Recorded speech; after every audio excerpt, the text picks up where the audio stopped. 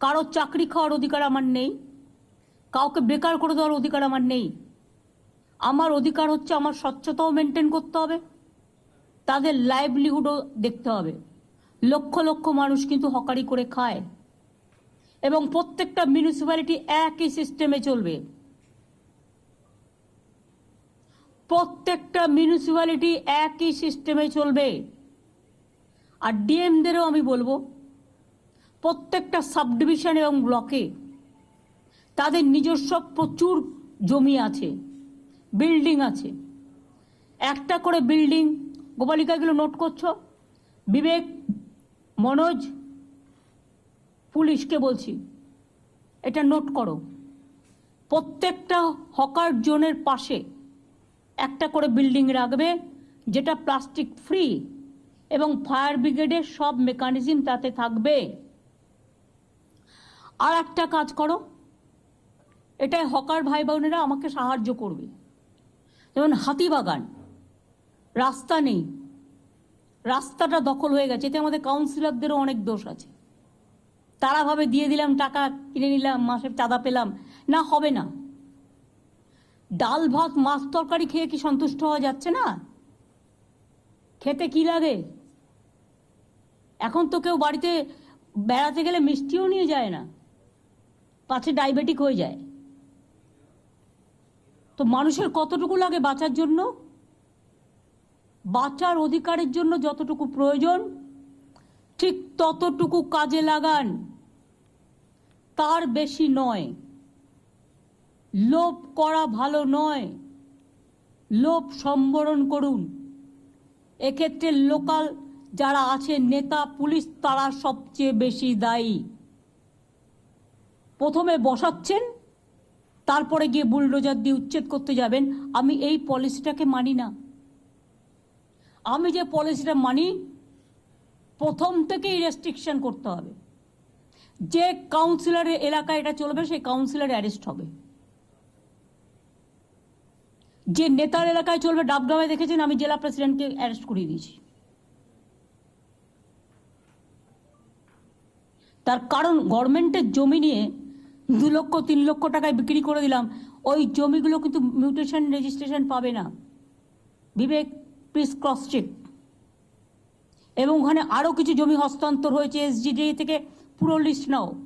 গত 7 বছরে কি কি জমি হস্তান্তর হয়েছে, তার মধ্যে কতটা রিয়েলি আইনত, কতটা রিয়েলি আইনত নয়। আমাকে মলয় কালকে বলছিল, কোনো একটা পলিটিক্যাল পার্টি একটা পুকুর ভরাট করে 3 তলা বাড়ি করে নিয়েছে। বারবার পুলিশকে কমপ্লেন দেওয়া সত্ত্বেও, আসানসোল কমপ্লেন দেওয়া সত্ত্বেও তারা কিছু করেনি, কারণ বাড়িটা আরএসএসের। তুমি যদি তৃণমূলের বাড়ি ভাঙতে পারো, তা তুমি তাহলে আরএসএসের বাড়ি কেন ভাঙবে না? আর পুকুর ভরাট করে করেছে। ল্যান্ড রেকর্ডে কি আছে দেখে নাও। ল্যান্ড রেকর্ডে যদি পুকুর থাকে, ল্যান্ড রেকর্ডে যদি জলাশয় জমি থাকে, তাহলে সেই পুকুর ভরাট করলো কি করে? কি করে করলো? বিক্রমগড়ে তো আমি প্রায় শুনতে পাই, এই দখল করতে যাচ্ছে, এই দখল করতে যাচ্ছে। এটা কি মানে হয়ে গেছে নাকি? ছেলের হাতের মোয়া হয়ে গেছে নাকি? আর আমি একা বক বক করবো?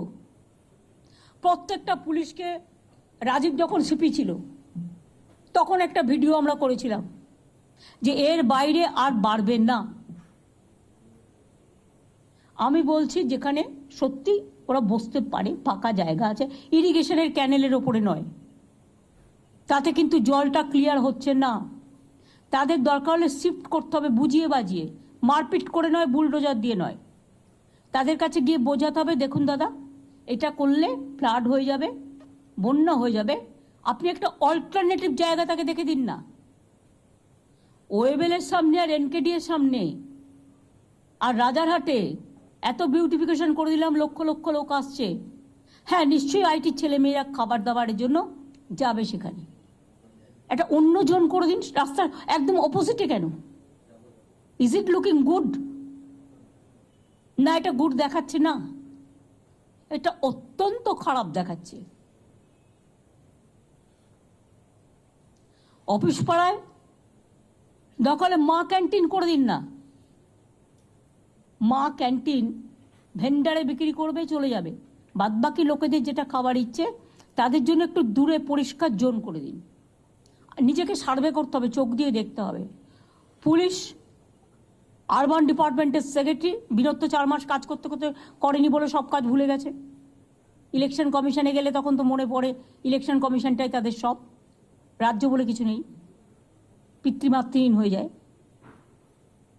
পরিষ্কার আমি দায়িত্ব দিচ্ছি, এবং আরবান সেক্রেটারি, মিউনিসিপ্যালিটি সেক্রেটারি, দরকার হলে আরবান ডিপার্টমেন্ট প্রত্যেকটা জেলা ভিজিট করবে, করে জোন ঠিক করবে, এবং এটা ইমিডিয়েট একটা সিস্টেমও আমরা করে দেবো, সিস্টেমের মধ্যে আমরা ফেলে দেবো।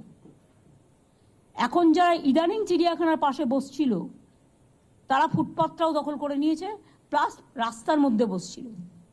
এতে কি হয় প্রবলেমটা আমি বলছি, গাড়ি চলাচল করতে পারছে না, অ্যাক্সিডেন্ট হয়ে যাবে, যার জন্য ফুট ওভার ব্রিজ করে দেওয়া হয়েছে।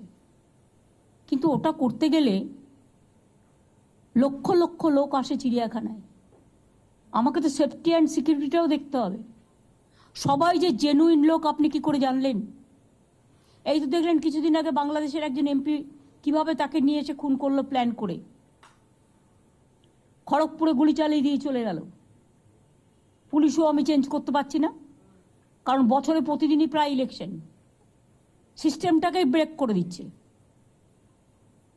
আর সরকারি জমি দখল করে বাড়ি করছে, যখনই আমরা টেক ওভার করছি চলে যাচ্ছে কোর্টে, একটা অর্ডার নিয়ে চলে আসছে,